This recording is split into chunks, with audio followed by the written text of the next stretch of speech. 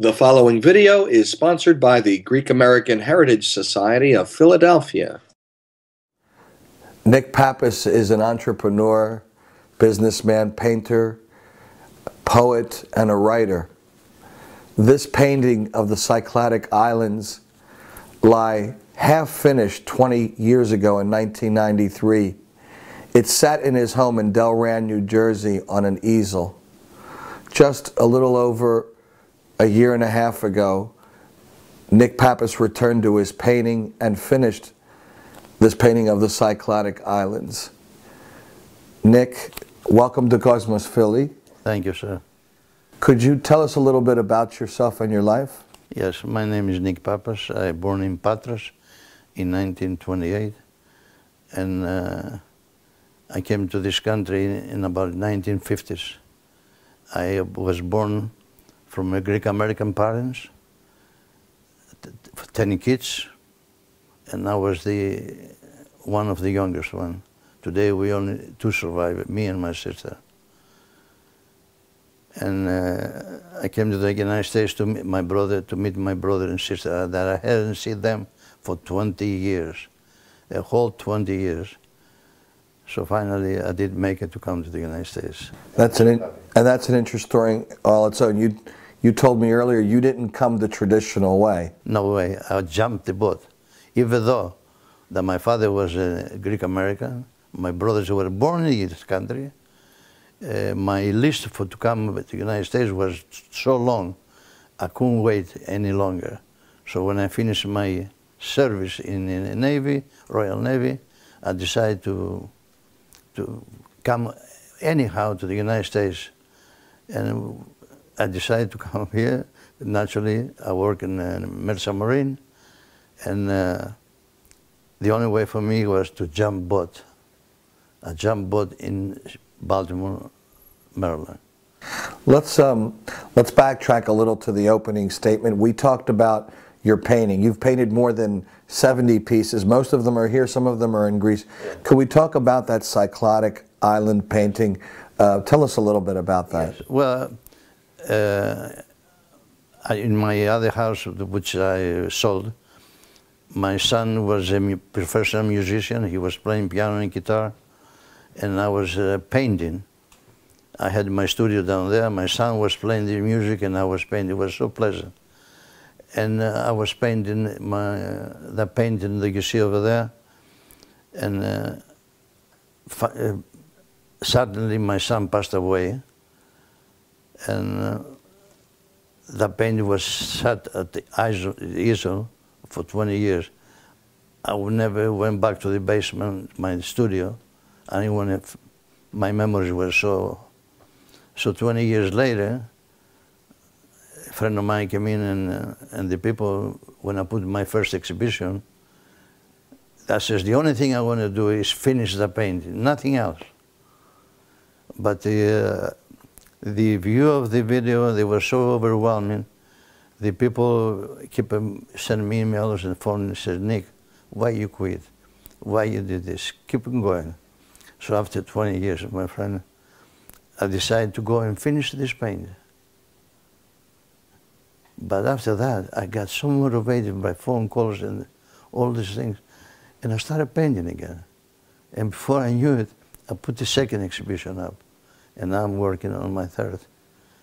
And incidentally, about my grandsons, they come here in my apartment, and they visit, and I always ask them, which paint they like more? Papu, my tulas, everything, I like everything. I said, no, you must be one favor. I said, Nick, about you? He said, everything. I said, your favor?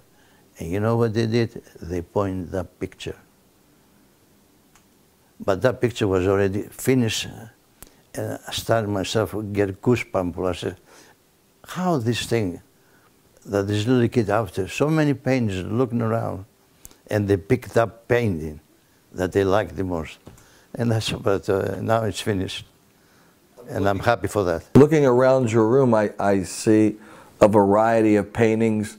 Can you tell us about your subject matter that you like to paint? I like to paint everything. I like to be one of the painters. I'm not a professional painter, but I like to leave the memory of everything, I love flowers, I love buildings, I love people. You see over there, that painting over there, how beautiful it is. Buildings, I love everything. Natural life, and now I'm motivated to keep on going. Well, let's see. Let's pick out one or two of your favorite paintings. Which one would you like to talk about? Well, if you see the flower vase over there, the round of the vase, it looks so natural and beautiful. I like the boat over there with 3 masts, which and Mykonos on top. I like them all.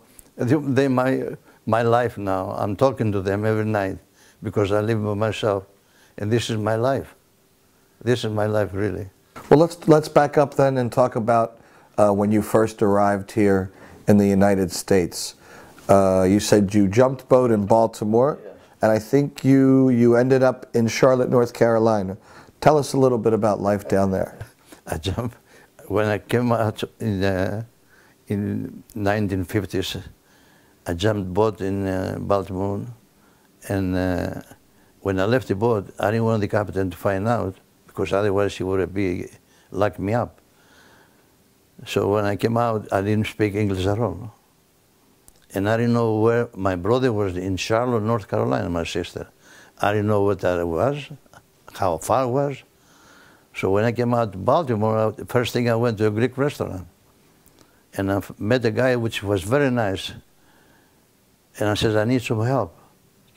I went to locate my brother. I haven't seen for 20 years, and my sister. So the guy was very nice and tried to help me out. And he comes back. He says, Nick, your brother is 500 miles away. I started crying. I said, how can I go there? He says, don't worry. I says, please help me. And he says, okay, I'm going to help you to put you on a train. So he went and got my ticket. He took me to Washington, D.C., and he says, good luck, my friend. I hope you find it. On the train, I didn't know how far was Charlotte, North Carolina. On the train in the 1950s, there were 6 seats. There were 5 and me, the 6th person. And they were talking all English. I couldn't understand a word. So about midnight, 1, 2 o'clock, one of the girls, they were probably students going for the vacation trip. He says, this guy next door to me, he's a mute. I said, no, I'm not a mute. I said, I don't know how to speak English. He says, you Greek, because I heard some Greek words, you know, I got very excited. I said, now I can get some help. And I says to the girl, what's your name? Sophia. And we got good friends. And she asked me where I'm going. I says, where I'm going to see my brother and sister. I haven't seen for 20 years. But my friend, I don't know where they are or nothing. He says, don't worry, we'll help you. We're going to the same town. And sure enough, they helped me out. And he says, you come down, and my father is going to take you to your brother. So what happened, the guy, as soon as we come out the train, I didn't have no clothes, nothing, because I jumped. He says, where's your suitcase? I said, I don't have no suitcase. So I went to the house, they treated me breakfast. He asked me questions. He says, I know your brother. Don't worry about it. I'm going to call him to come and pick you up. And you know, my friend, I was waiting for my brother arrived to pick me up. I haven't seen, he didn't even know me, and I didn't even know him. He left me a little baby. So he walks in the house, and the guy says to me, let's go in the kitchen. So we went to the kitchen, and he says, John, this is your brother. You know the rest. So in 1956, you came to South Jersey, the Philadelphia metro area. The diner business was huge. It's a huge part of the history of the Philadelphia metropolitan area, especially South Jersey. In fact, the South Jersey community around Cherry Hill was built from the diner industry. You were part of that history. Can you talk to us about that? Yes, I was part.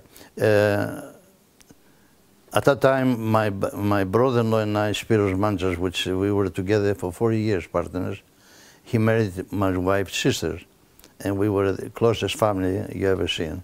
And we got together and we bought the Cozy Corner in Kempton, front and pen, right next to the cafeteria of RCA in Campbell Soup.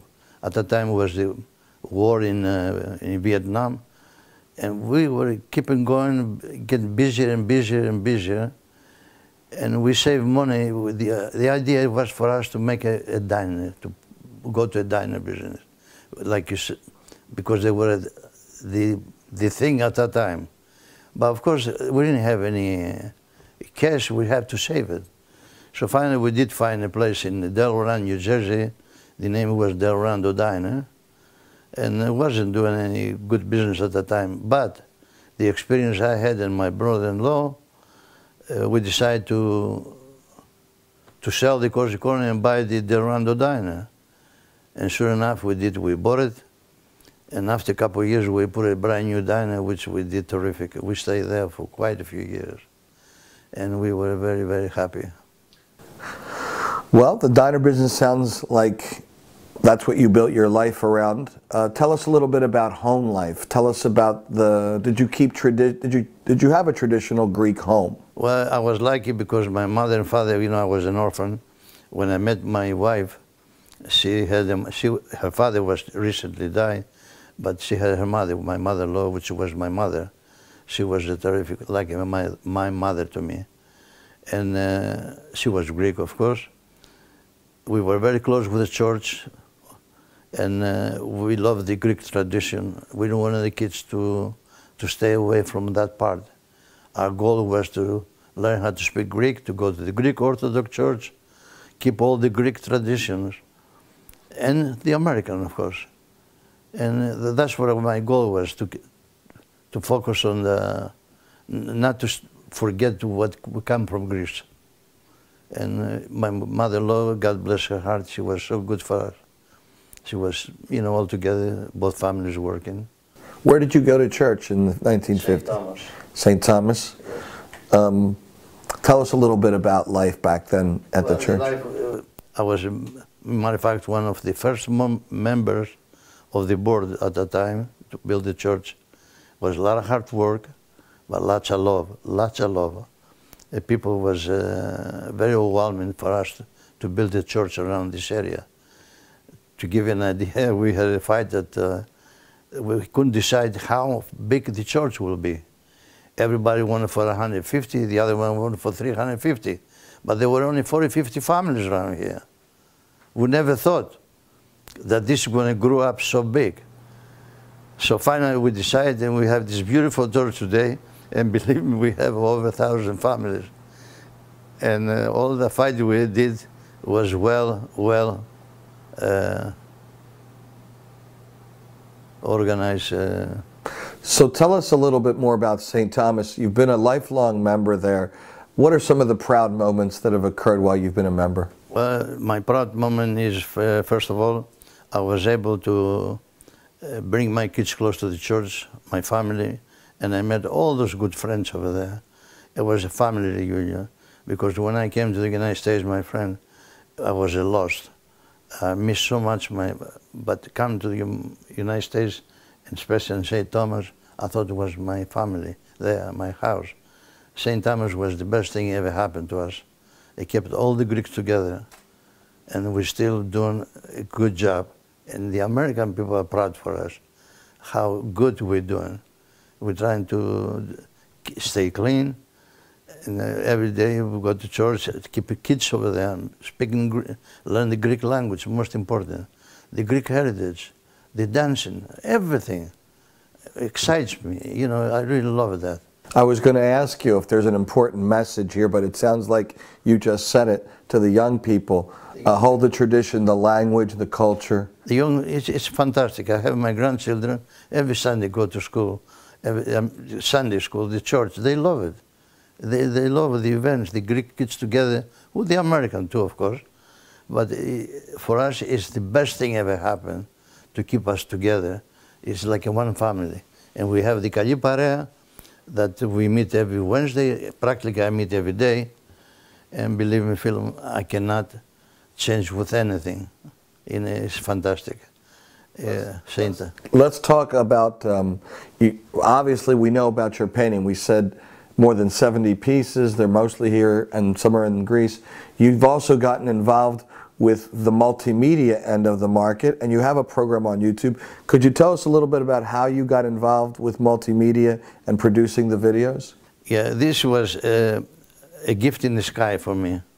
This friend of mine, John Apostolos, he's a professional engineer, very, very good and clever man with and when we met together 4 or 5 years ago, he saw my pictures.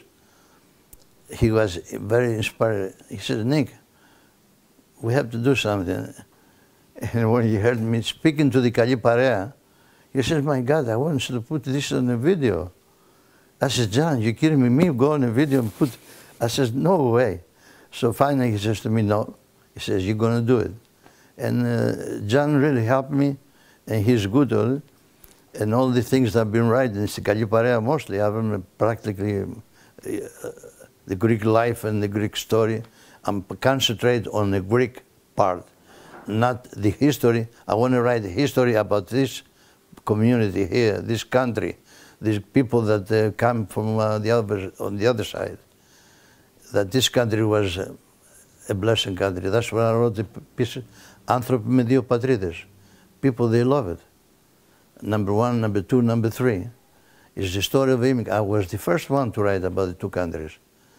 I wrote other things, and John Apostolos inspired me to do this work, and all my work I'm doing writing, eventually, someday, I already have 16 videos. I'm preparing for another 3 to come as soon as he comes from Greece. And anybody wants to see my story, which is a lot of, there are over 4,000 people so far saw my videos. And the comments is unbelievable. Well, let's tell everyone where we can see all that online.